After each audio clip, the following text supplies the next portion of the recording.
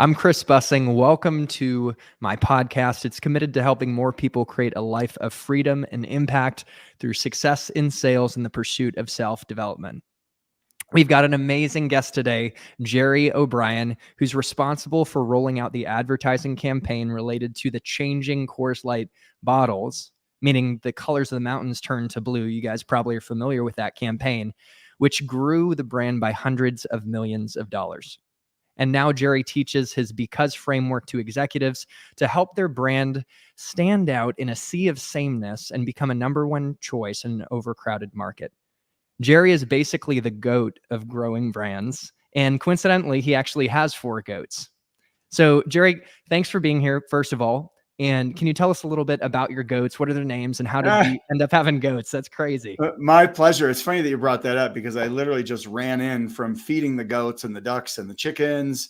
And the goats were very desirous of getting treats tonight. So I had to take a minute and give them special extra treats because I'm leaving tomorrow for the holidays. So their names are Craig, Carl, Desmond, and Raleigh. And Craig and Carl are brothers, and Desmond and Raleigh are brothers. And I've had them for 6.5 years. And we go for walks all around the trails around my neighborhood. And they meet all the neighbors and the kids. And I'm kind of like the goat guy. I love that your goats have human-like names. It's always funny to run into a human-like or a dog with a human-like name. And what inspired the names? And what was the turning point when you decided to even get goats? Where did that come from? Well, I live in Denver, Colorado, and I lived in the city, right? And everything is really close, and the lots are all small, and the houses are close together. And I grew up in a small town in Wisconsin, and I was just wanting more space. I wanted a workshop where I could build things and work on projects. And that just was kind of my dream of what I wanted. And one thing led to another. And I found this property and it had a barn and a barnyard and a pasture. And my first thought was, great, I'll take those stalls and I'll turn them into garages for a car collection. Right. And then I got chickens, and then people kept saying, oh, you should get some goats. And I'm like, oh yeah, I'll try that out. But I mean, I had no idea what I was getting into. And now I love them. They're amazing. During COVID, we went for walks on these trails every day, and they got to be really good at walking, and they all stay together, and they're walked off leash. They're all trained, and they know their names, and they stop at the streets. I've trained them to stop at the streets, and wow, most of the time they do. So I just had the space, and then I got them, and now I'm like, wow, it changed my life. So it sounds like your goats are better trained than my puppy Bella. I got to probably be a better disciplinarian, but it seems like you're the type of person that's willing to do something spontaneous, put yourself out there, try something new. Has that been a key ingredient of your success in business and in life?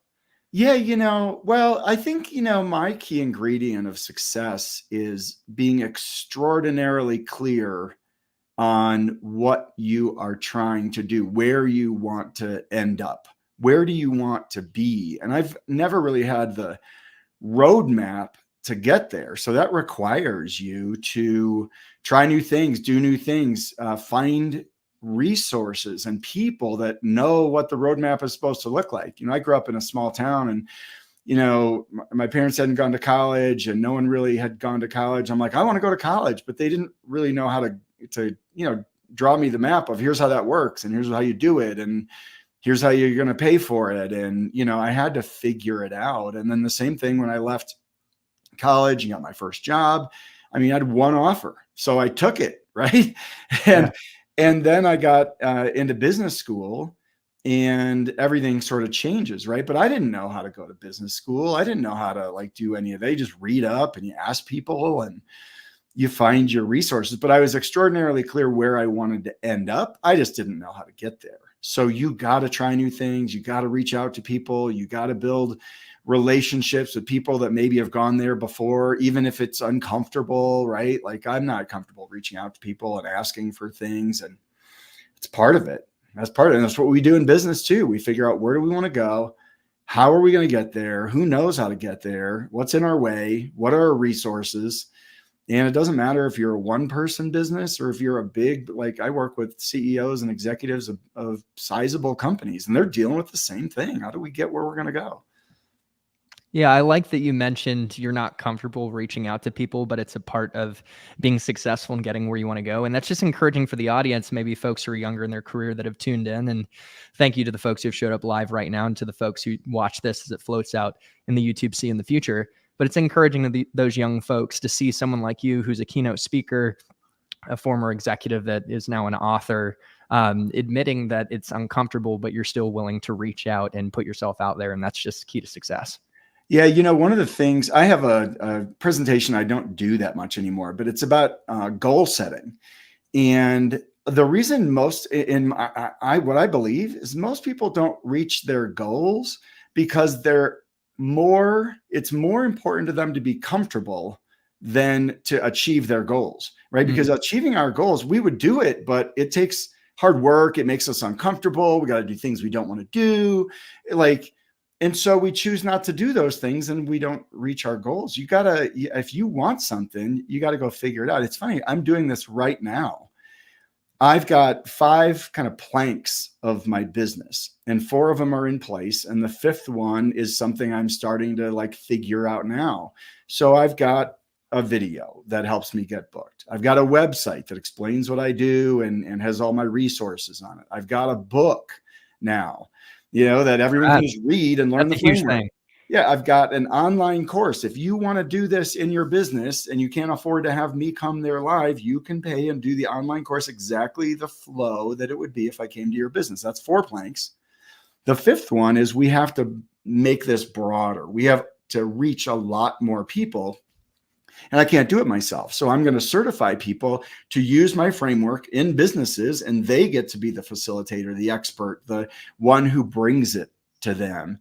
And that's the 5th plank, but I haven't created it yet. So you know what I'm doing right now? Reaching out to everyone who has a certification for coaches or for in-company experts who want to be the in-company person to spread this framework in company. And I'm reaching out to everyone from the organizations that do EOS, which is the Entrepreneur's Operating System, the Great Game of Business, StoryBrand, the Trust Edge Institute. Phil Jones has got one about exactly what to say. There's all these, and I'm like, everybody show me how do you do it? How do you train it? How do you bill for it? How do you charge? What does your contract look like?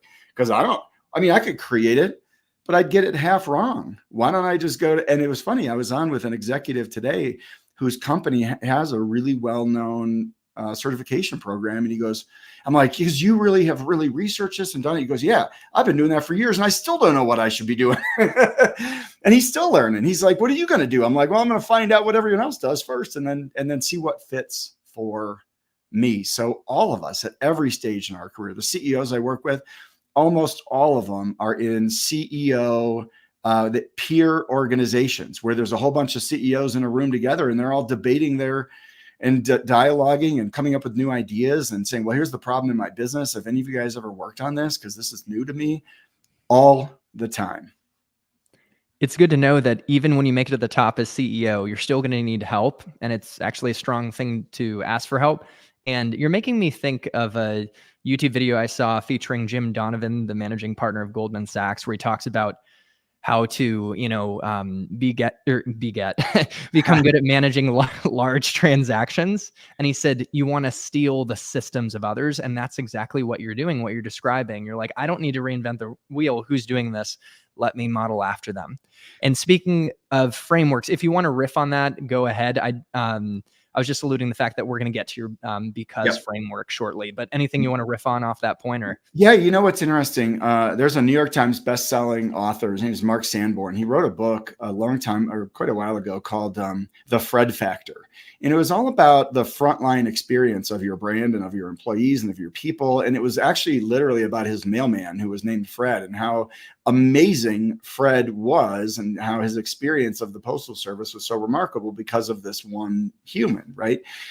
And what Mark told me when I first started in speaking, he says, if you want to be a thought leader, Thought leadership is taking everything that's already known, that people are saying, that people believe, that is the current best practices of everything, and taking that and adding something, changing something, making it better, making a new tweak, saying it in a new way, making it more clear. Take it, what everyone is doing, and take it to the next level. And how do you do that? And that's our challenge every single day. How do you take, like you said, everything that's already been out there? How do you do it a new way? But the first step of doing that is understanding everything that's out there and understanding how do they do it. So we can talk about my framework. And in the book, so I wrote the book without reading any like competing books. I didn't like try to figure out what are they. I didn't do any of that. Here's what I did. I've been working on this framework and delivering the keynote with this framework for 14 years. It's been implemented in hundreds of companies across the globe. I travel all over the globe implementing this with executive teams in companies. And so it has been honed in. I have facilitated this hundreds of times. And I wrote the book as if I was explaining it to you. It's got 40 case studies. It's got the 4 parts of the framework are in like the roadmap of how you do what I teach people to do. And they've all got case studies and it's very actionable. It's got bullet point lists of things you should do. And here's how you do it. And all these examples. So I write this whole thing and I got all these lists and all these bullet points and all these things you should do. And when we were publishing it, the interior designer, you know, the one that designs all the stuff inside the pages of the book, we were having a debate about what the bullet points should look like. And he's like, oh, they should be left aligned with the text. I'm like, I want them to bounce in a little bit because it will help them see where to go, it'll draw their attention. It'll be a little more interesting, blah, blah, blah. So I was like, well, I'll know what I'll do because I got a whole pile sitting right here of all the competitor books, right? But I didn't read them for content. But what I did is I looked through them all to say, well, what do they look like? Right? For a point of reference. This was fascinating. I'm like, well, I'm going to see what they did for their bullet point lists and their example lists and their numbered lists. I looked through all the competing books that are sitting in my pile. There's 10, 12, 14 of them here. Not one of them has a bullet pointed or numbered list in the book. I have them all over my book because it's an instructional book that teaches you how to do what I do. And I give you examples. I show all these things. I'm like, here's 16 ways to do it here. And I'm like, oh my gosh, that is not the way other people write books, right? So my unique thing of how I even did my book differently was like, I did it because I wanted it to be actionable. They did it a different way. Mine, you're going to read it and go, I can do that. And it was just fascinating to have that context of, wow, my book is not like the other ones. And that's a good thing to me, Yeah, you can't be perceived as better if you aren't perceived as different. And it sounds like your book is a complete pattern interrupt from what's out there. And so I do kind of want to dive into the because framework. I have more questions about your backstory, but it could be good to jump in the meat and potatoes and we can kind of like dance around afterwards. But can you walk through the because framework, maybe a little origin story of where it came from originally, but then we'll get into the steps. Good. And I'll just walk through all the steps for you. I'll just take all the watchers, viewers, listeners, YouTube folks, right through the steps of the framework. So where it came from. So I started out in marketing at Procter & Gamble when I graduated with my MBA. Then I moved to Coors Brewing Company. I got recruited to come to Coors in Colorado. And beer is an extraordinarily commoditized, competitive, complex industry. There's 50 different laws in 50 different states. And there's big national. Coors Light is a $2 billion brand. We've spent $100 million on TV media every year, putting ads on TV, and sales were flat. And we had to figure out, how are you, like you said, going to pattern disrupt? How are you going to say that there's something special or different about this beer when the perception of everyone is like, it kind of tastes the same as all the other light beer, right? And people drink it because of how it makes me look. And am I going to be cool at the party? And what did I drink back at college? Or what did my dad drink or whatever, right? How do you disrupt that? And so we wondered, could we take, and there was a lot of people coming in from like P&G and Kellogg's and Johnson & Johnson, all these consumer packaged goods companies. Coors started to hire people from more traditional companies outside the beer industry. And we're all going, could we take the same strategies that we use to sell paper towels or Pringles or Sunny Delight or Band-Aids or whatever? Can we apply that to the beer industry? And so the foundation of the framework actually comes from the general structure of how billion-dollar brands create television commercials that influence you to buy things. And there's a thing that we do in TV commercials that makes you want to buy things, and you don't even know we're doing it, right? And most companies don't know about it and don't even know it exists, and you don't have to have a big marketing budget to do it. They just don't know that it's a thing. And when I explain it to them, they just are like, yeah, I get it. And we're not doing that at all. Oh my, and they have this light bulb moment of, we can be so much more influential than we are being. And so here's kind of how the framework works. First, you have to really know who are you trying to influence. Now, a lot of companies sell to multiple different customer types, and that's fine. But for each time you use the framework, you got to have a specific customer type. Sometimes even a specific person, like a position within a company. Who are you trying to influence right now? So you got to get extraordinarily clear. And by the way, if you're trying to say everyone is my customer, there's a lot of downsides to that. And there's a lot of upsides to specificity. Number one, it increases trust. Like if you specifically work on the thing that is the problem and the challenge I'm trying to solve right now, and that's your specialization, I trust that you can do it. I trust that you can do it more effectively than people that say that they're a generalist. It makes your business more efficient, right? Because if you're doing something specific over and over, you can do it faster. You can actually do it better. You can charge higher rates. Your margins go up when you're a specialist. And you actually get better at the things that you do because you've done them over and over. And then it's easier for people to make referrals because they know who to refer you to. So there's all these powerful benefits of specificity. So when people say, well, our customers are everybody, especially for businesses that are not like Coors Light, $2 billion business, even there, we narrowed our focus to specifically 21 to 24-year-old men. Now, we could sell to a lot of other people, but that was our core focus because they drank most of the beer. So who are you? Now, question number one, who are you influencing right now?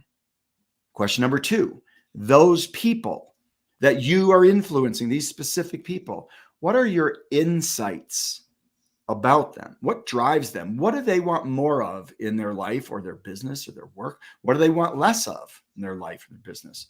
What do they hope for? What do they hope will happen if they choose you, if they give you the money, if they give you the contract? What do they hope will happen? What do they fear will happen if they give you the contract? Even more powerfully, what do they fear will happen if they don't give you the contract and they give it to someone else who's cheaper? They might be, well, they're cheaper. Yeah, but if we go with them, what's the downside risk? What are the already accepted beliefs about your audience, right? Like I always joke, like I do a lot of work in the HVAC industry, people that sell furnaces and air conditioners, and they come to your house, they do an inspection, and everyone just believes they're going to say, whoa, yeah, looks like it's time. You're going to need a brand new furnace. And the homeowner's like, I don't know. I mean, there's not a lot of trust. So the accepted belief is, I don't trust you. You might sell me something I don't need. And I'm scared I'm going to have a $15,000 bill. And I don't even know if that's real or if you could actually fix it, right? The accepted going in belief. Now, if you're an HVAC person, Question one, who are you trying to influence? The homeowner. Question number two, what are their insights? One of the insights is they don't trust you and they think you're going to lie to them. Okay, you might not like that insight. It's just an insight. It's true. The question is, what are you going to do about it so you can be more influential than the other air conditioning salespeople? One day I was in Miami and I said, the furnace contractor, and they're like, not so much in Miami, more like air conditioning. Yeah. Okay, fair. Okay, fair. Understand your audience, understand your customers. I'm from Naples, Florida, so I did some more air conditioning. Not as much of the heat needed in the houses. Yeah. So question one, who are you influencing? Question two, what are your insights about them? Question number three, what's the outcome that you are going to promise? What's the promise that you're going to make to them? Your promise comes directly from the insights, right? The insights are, well, we need it done right now and we're on a budget and blah, blah, blah. Well, the outcome is we have people ready to go in trucks right now to come to your house. We've got 3 tiers of pricing depending on your objectives. Let's go through it. We can have a great low price, or we can have if you're staying in your house a long time, we've got some other ideas for you to make you more efficient, lower your bills, right? Insights become the outcomes, become the promises. Here's the thing. We are really good as business people at making promises. We're going to be higher quality. We're going to be better. We're going to be on time. We have the best selection. We're really good at making promises. But if you make a promise, question number 3, based on their insights about what they want and what they care about, and you don't finish what I call finish the sentence of influence. You make a promise and you don't provide any proof. Question number 4, what's your because? Oh, we can get there faster than any other contractor. That's because, we always hold back 2 trucks for emergency situations and we can be at your house this afternoon. Whoa, I'm going to call them first every time. We are a plumbing company where we don't make you show up for a 4-hour window to wonder when the plumber's going to show up. We come on time, and if we're not there on time, we promise we will be there on time. That's because if we're not there on time, we'll give you $50 in cash. Well, really, right? So your because finishes the sentence of influence. So for Coors Light, give you the example.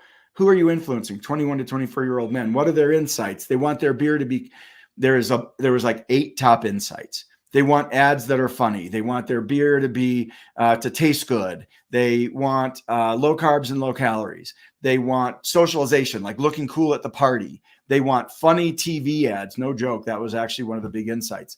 They want relaxation, right?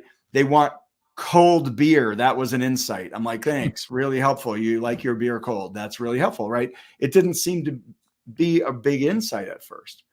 Well, if you think about your context, your competitors, Miller Lite was since 1974 talking about great taste and less filling, right? That's their whole thing. So that they already got the taste thing. They're like, we taste great. Okay, great. They also still today talk about low carbs and low calories. Miller Lite has lower carbs and calories than all the other light beers. Oh, okay, they got that one. Bud Light, at least they used to, be the accepted, cool, social, you'll look fine drinking Bud Light. They've hit some rocky roads with some of that. And they had funny ads with, Dogs, Spuds McKenzie, the Frogs, Ribbit, Ribbit, Dilly, Dilly. It's all about the funny ads, right? Relaxation. Corona has already kind of cornered the market on relaxation, right? Put a lime in it. It's on the beach. You're relaxed. You're drinking a Corona. You're on vacation.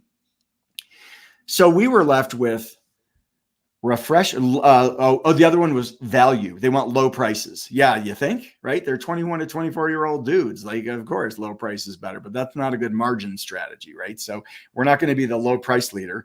So you're left with, no joke, you're left with refreshment and cold beer.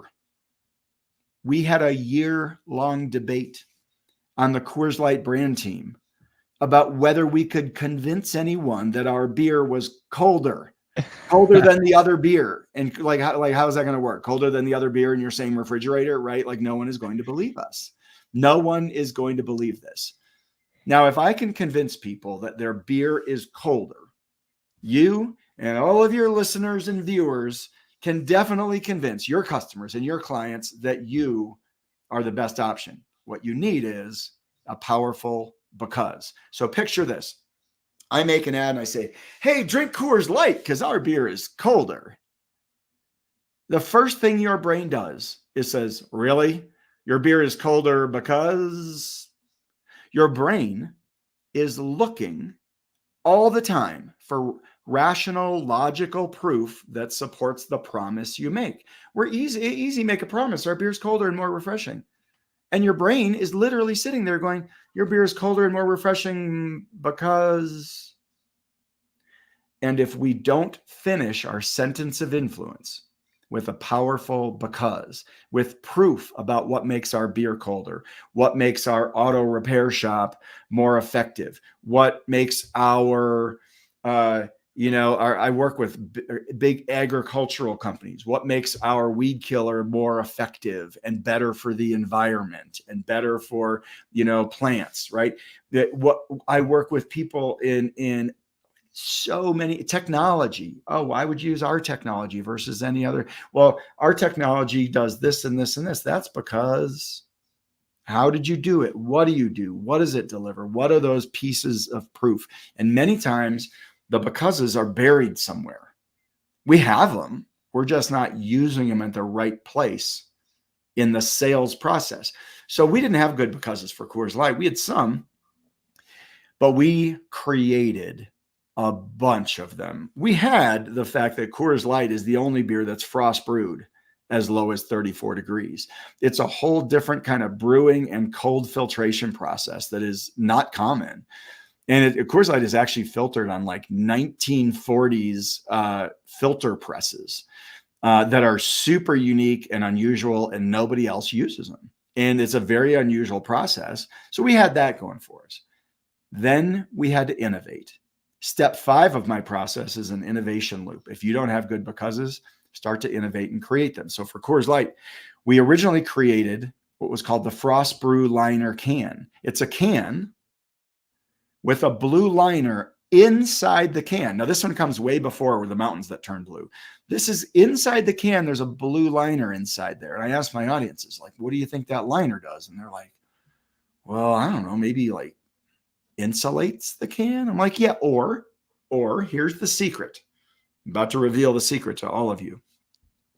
The secret of the Frost Brew Liner can. Every aluminum can ever made has had a liner inside of it, because you can't put beer next to aluminum or it will corrode. So we spray a clear liner inside the can. You don't know it's there. We turned our liner blue and told you it existed. And we gave it a fancy name. We called it the Coors Light Frost Brew Liner can. Here's what happened. The first year we turned the liner blue and told you it existed, Coors Light can sales went up by $100 million. 5% growth in a flat category because we turned the liner blue. Now, what I'm not saying is you should be misleading to your customers. What I am saying is over and over and over, I work with companies across industries, and they already have their equivalent of a blue liner. They already have things that make them unique and special and different and something. And many times it's their best kept secret. They're not putting it at the right place in the sales process to answer the question of what makes our cans better than all the other cans, because we've got a blue liner. Now, in that case, everyone else had a liner too, but no one knew it, right? So it's kind of a silly example, but it is an inspiration for everyone to uncover what are the things that you are already doing that you are not leveraging well enough in your sales process, that are it has to be unique to you and valuable to your customers. Unique to you, valuable to your customers. So we created the Frost Brew Liner can. Then we created the cooler box. It's an 18-pack of plastic bottles with essentially like a blue garbage bag in it. So you can put ice in the box. Seems silly, but people loved it. They're like, I don't have to have a cooler. Remember, they're 21 to 24-year-old men. They're young. They're like, throw the ice in the box. Boom. Yeah. And the thing is, it sold a lot of cases of beer. Then we created the one called the super cold draft. Turns out Coors Light does not freeze at 32 degrees. It freezes at 27.4 because it's got alcohol in it. So we created a draft system that would pour Coors Light at 29 degrees, poured below freezing. Your beer is actually colder in this case. Quick question. I didn't even realize you can go below freezing. I do ice baths and I put shorts on my YouTube channel. It gets down to 32 and then it stops because it's ice. How do you get below? Just nerding out below Coors Light, 32? Anything with alcohol in it doesn't freeze at 32. It freezes at a lower temperature because alcohol lowers the freezing point. Wow. So water freezes at 32, but beer freezes at 27.4 because of the alcohol content. Yeah. Right. Okay. So it's just like science. And anyways, and so then we came out with the one that everyone knows, the color changing mountains. The mountains turn blue when it's cold enough to drink on the bottle. Then we had mountains turn blue when it's cold enough to drink on the can. That's the one that took off, that everyone remembers. Now notice, we didn't change anything about the beer. We changed the amount of information you have about your beer. Now, it seems like a small thing, but we were making an incremental $250 million every year after we launched all those innovations. And so what are the innovations that are going to give you your because? Look at what we did. We took a commoditized product and gave you because it's got a blue liner inside the can, because you can put ice in the box, because it's poured below freezing, because it tells you when it's cold enough to drink. We gave a commoditized product of because. What's your because? What's your proof? Now, your becauses come in three different categories, and they're outlined in the book. There's a case study for 17 different ways to create becauses in my book. If you want to figure out how to finish your sentence of influence, the book walks you through every single way I've ever created a because in 14 years with hundreds of companies. Wow. And it gives you a case study for every one of the 17 techniques to create a because. But there are systematic proof, systematic becauses, like your systems in your company do something unique, or you have a proprietary system or a way that you do it, some sort of systematic way or testing or something you do that's unique in the business process that you use.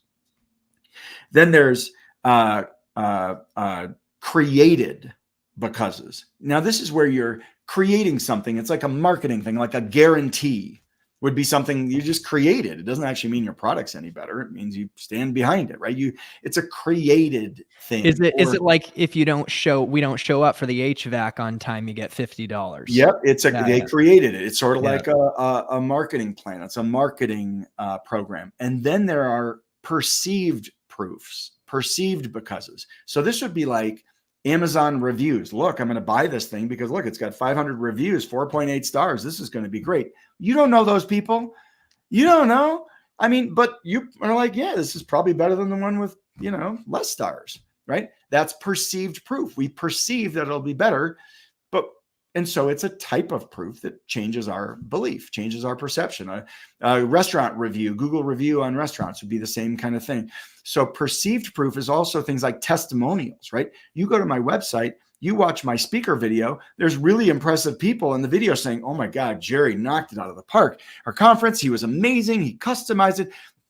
I don't want to say those things if the CEO of a major company is saying it, must be true, right? It's a testimonial. It's perceived. We call that social proof.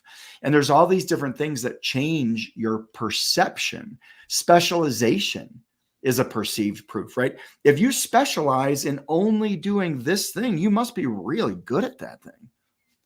Not necessarily, but we perceive that to be true. So there's all these ways that you can create becauses and finish your sentence of influence. How do you influence people? Understanding who are you influencing right now? What are their insights? What is the promise you're going to make? And what is the proof that you can deliver that promise better or differently than everyone else? That's the framework. And then you get into innovation. There's 7 total parts of it. 5 is innovation. And then there's execution. How are you going to actually implement these influence strategies in your sales flow, on your website, in your videos, in every way that you talk to customers? So, it's all amazingly now available for only, I don't know, $17.95 on Amazon. And it's linked in the description of this video, guys. So to those who are live right now, thank you for being here. It's linked in the description. If you check out the book and then email Gerry the receipt, he'll give you basically your worksheets from your live seminars, right? What are folks going to get? Absolutely. Yeah. So if you go to my website, you can buy them. But if you buy the book and shoot me a receipt, and it's great right now because it's a brand new book, all the reviews I can get are like better. So read the book, and if you're like, this was good, then go say it on Amazon, because people value people's opinion. But I will send you the actual worksheets that other people buy on my website. I'll send them to you for free. Just email me and I will send you a PDF, and the PDF walks you through what those core 4 questions I just gave you. And it walks you through them, and it gives you sort of examples of these categories of what it would look like you doing it for you. It's the same worksheets I use with CEOs in my 3-hour workshop. So I'm happy to send them to people so that they can get their feet wet and start to use it. It's one thing to like read about it or to hear about it. It's another thing to do it. And it's not that hard. I mean, it's going to hurt your brain a little bit, because you got to come up with really compelling stuff, but it gives you the framework to do that. I love that your book is based in years and years of doing. Wasn't it 14 years out in the field creating case studies? Yep. And so this book is extremely actionable. So I'm looking forward to digging in myself. And I liked what you said about social proof.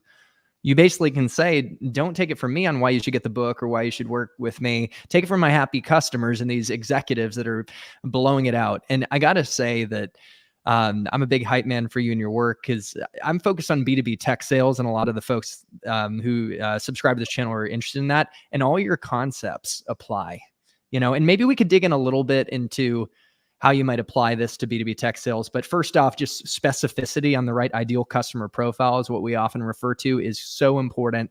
And I noticed I'm at a startup, Series D startup that is growing. We're trying to IPO.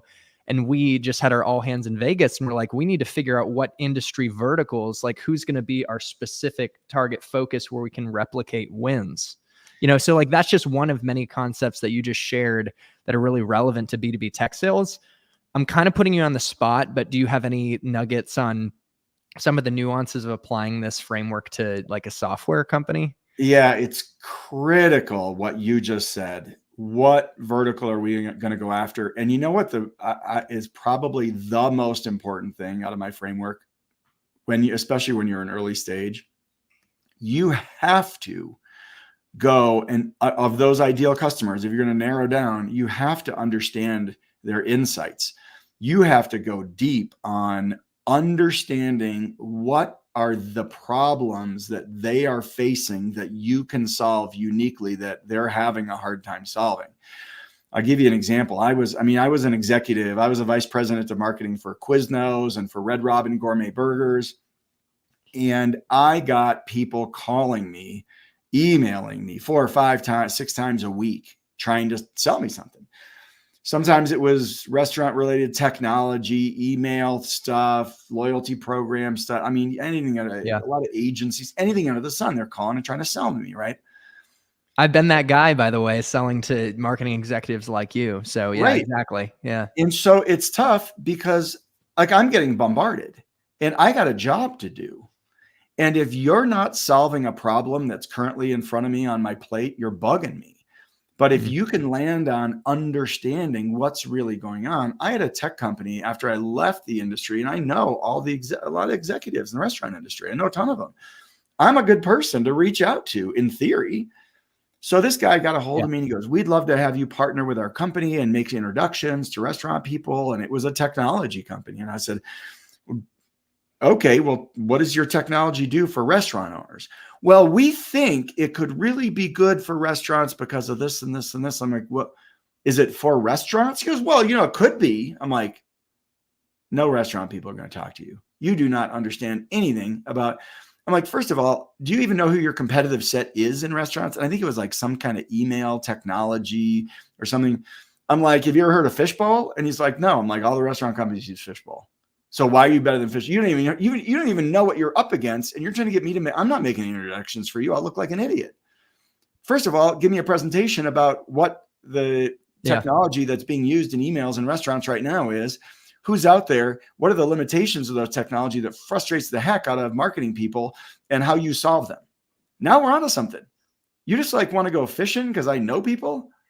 I can't help you, right? So the specificity of who you're going after, the insights about what they're struggling with, then, looking insights also come from your competitive set, insights about your industry and your customers. What are other people already out there solving? Now, these things seem obvious, but people don't do them, especially some people that I've experienced in tech startups. They don't do them. I had it was not really a tech company, but if you're selling to B2B, I had a company that reached out to me. One of the things I oversaw at Red Robin was research, but I had a tiny research budget, but we needed all these questions answered. Like, what should be on the menu? Which of the specials are going to sell the most? Which of the drinks will people like the most? Which things will bring people back in more often? What should our pricing tiered strategy? We have all these questions, right? We got to solve them. But I didn't have enough budget to go out and do all this. But I had a massive email list, right? Because we give away free birthday burgers and we had 2 million people on our email list. I had a research company reach out to me. I had a ton of research companies always reaching out to me. I always ask people the same question. Why would I use you versus any other research company that does what you do, right? So all of your clients that you're reaching out to for whatever kind of technology that you are trying to introduce them to, if they're smart, they should say, well, why would I use this versus anything else? And you better darn well know. They say, well, that's because, you see what they're looking for? So that's the crux of the because. It's actually the response to why you, basically. Yeah. They're looking for the because. Oh, we deliver this, this, and this. That's your promises.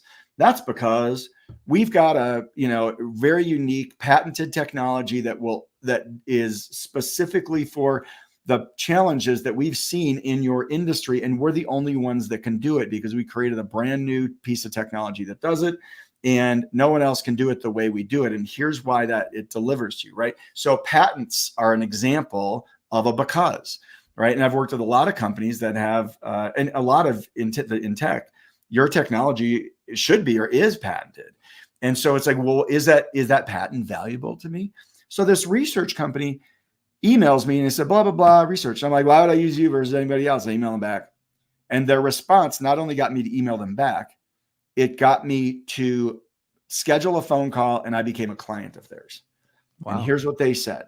They said, the difference between us and other research companies is we will allow you to do unlimited research studies for one fixed price.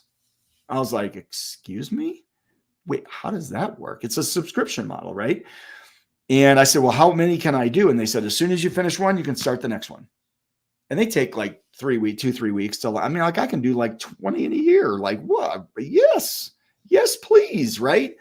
And I became a client because it was a unique differentiator that was important to me because I had a limited research budget and I needed to solve all these problems. And we used my database, my email database, to ask the questions to the people. So it worked. What is your unique thing that you are going to solve my problem? And do you understand my problem? And does your thing do it in a way that other people can't do? And if you don't have that, you should be searching for your becauses, your pieces of proof about the problems that you solve, how you solve them, how you've solved them for other people that are like me. Who else have you worked with that you get testimonials from? And when you're in a startup mode, it's tough. You got to get the first client. You got to get the first few clients. Then you got to innovate based on what their insights are, what they're telling you. And I work with I've invested in some startups. And so I'm very up close and personal with what they're doing and how they navigate and iterate and like look for these new customers and create those unique value propositions. So what are your becauses? When someone says, why you versus someone else? You say, well, here's the promise. Here's the proof. That's your sentence of influence. We do this, we deliver this. That's because what's your proof? So that's it. That's how it works. Yeah, it reminds me of my Google Cloud days. Google Cloud versus AWS, Amazon Web Services, who invented the market, and Microsoft Azure is it's pretty much on parity. It's almost commoditized, and they try and find ways to differentiate. And what you're saying is so relevant to selling in a competitive cloud market. And I did have a cold call that led to a $10 million deal over 3 years with OfferUp. That was one of my hallmark deals. And It was because I took the time to research and find some insights that were relevant to the business plans of OfferUp. And they had plans for global expansion. And based on the data, I found that AWS customers moved to Google Cloud when they were looking to expand globally. And I found a because that you're alluding to, which is we had a very specific differentiated approach to the way we built our global network that had an implication that meant there was less risk of outages as a company scaled, which could be very costly. I just want some coaching from you. Is that, and obviously it worked for me, and it's one of my proudest deals, but is that in line? Because I'm trying to translate it to, absolutely, absolutely it is. And now think about what you just said. Oh, I figured this out. Now your specificity kicks in. Now you're like, I want to find, it doesn't matter what industry they're in. It matters that they are currently using AWS and they would like to go global. All of a sudden, your sales, what I call universe, just did this. I want these people, because if I find them, I know what to say on the phone call, on the email. I say, hey, if you're using AWS and you are looking to go global in the next 5 years, we should really talk, because we've got a very specific workflow for people, companies exactly like you, and we've done it. And then you insert the names of big companies that came over and said, boom, boom. And now sometimes you can't use their names, but sometimes you can, or what, and say, and these are the companies that have come over because of the situation that you are about to find yourself in. And they go, my God, it's like we were just talking about this in the meeting, right? And they're going to answer your email because they're like, that's crazy. It's like he's reading our mind, right? And so it narrows your universe, which is extraordinarily valuable in being more influential. And you got me making cold calls that go nowhere. Yeah, you got me themselves at a company where they're like, what's our because? Like, could it be an organizational challenge where, say, I'm a seller and maybe I'm like, I should get in a different boat to row in that actually has their what together? Like, do you think that some companies are too far gone to find maybe that's dramatic, but I think it's a good question. And then I do have to run because I have another thing coming up in like a few minutes, so I gotta run because I gotta actually drive somewhere physical, if you can believe that, and be there. It's easy to miscalculate driving time, and so let's wrap it up. So to answer your question, one, I coach CEOs all the time. I'm like, do you have a one-page business plan? And almost none of them do. And I'm like, and then I ask them, what are all the benefits of having a one-page business plan? And they go through, accountability, and everyone's on the same page, row the boat together. Like everyone understands what their role is in getting to our targets and putting things on paper, like whatever, something to change to, because business plans always change, but what are you changing from and to? If you don't have a plan, you're just like winging it, right? And then I say, and you don't think about this, but you should use it as a recruiting tool. Because millennials and Gen Z, they all get a bad rap for, they would just want to get promoted like tomorrow. It's like, okay, you might like that. You might not like that. I don't care. It's just an insight. It's an insight about the people you're trying to influence to work for your company. One of the insights is they want to go to a company where they can get ahead, ideally quickly. If you don't have a plan, they don't believe they can get ahead of your company because you don't know what the hell you're doing. So that's kind of to your point. Do they have good proof? Do they have good becauses? Do they have a good sales flow? Have they given you good ways to sell, flows to sell, reasons to buy us versus them? You can evaluate that from the outside and look at their stuff and say, could I sell that? Would I be excited to sell that? Do they have any really powerful becauses and differentiators? And oh, by the way, do they have a good plan? Because if they don't have a good plan, I tell these CEOs, show your prospects, show them your one-page plan and say, hey, here's our plan for the next 3 years, whatever it is. Here's you. You fit right here. This is why we want you, because this is what we're trying to do. And you have the right skill set for this. And they go, boom, man, I'm going to matter at this place. I know what I'm going to do. I know how I'm going to contribute. They think I'm important, right? It's a recruiting tool. You can change it in 90 days. It doesn't matter. This is how you're going to show someone you know what the heck you're doing. Exactly to your point. So I'm going to encourage everyone to check out Gerry's book. It's linked in the description of this video, and email him the receipt when you purchase the book so you can get the more detailed instructions around generating your becauses. And Gerry, leave us with a final challenge or call to action, and then we'll get you on the road to where you got to go. Yep. So, and if you want the book and you go to Amazon, it's just called They Buy Your Because. Type in They Buy and it'll just pop up. It's right there. They Buy Your Because. And so the challenge is this: everyone hears this stuff and they look at the framework and they're like, yeah. The only way it ever works is if you put pen to paper and you do it. And for some companies, it's going to be hard. I promise it works. I didn't promise it's going to be easy. For some companies, it's easy. They got 20 book houses and they pile them up. And they're like, oh my gosh, we got to just put these into the sales flow. Other companies, they're like, ooh, dude, this is a tough question, right? And you might be in a tough one. You might be in an easy one. I don't know. But unless you start to use this, because you can use it every day in your sales flow, in your sales calls, you can use it. You can also use it for strategic planning to create messages that everyone in the sales team can use. But if you don't put pen to paper and start to use it, it doesn't work. It doesn't work. So buy the book, email me. I'll give you the worksheets and you can start to do it right then. Time to put pen to paper, guys. Gerry, thank you so much for the time. And guys, to your success in sales and life, happy selling and happy living. And we'll see you in the next one. Thanks, Gerry. All right. Bye-bye. All right. See ya.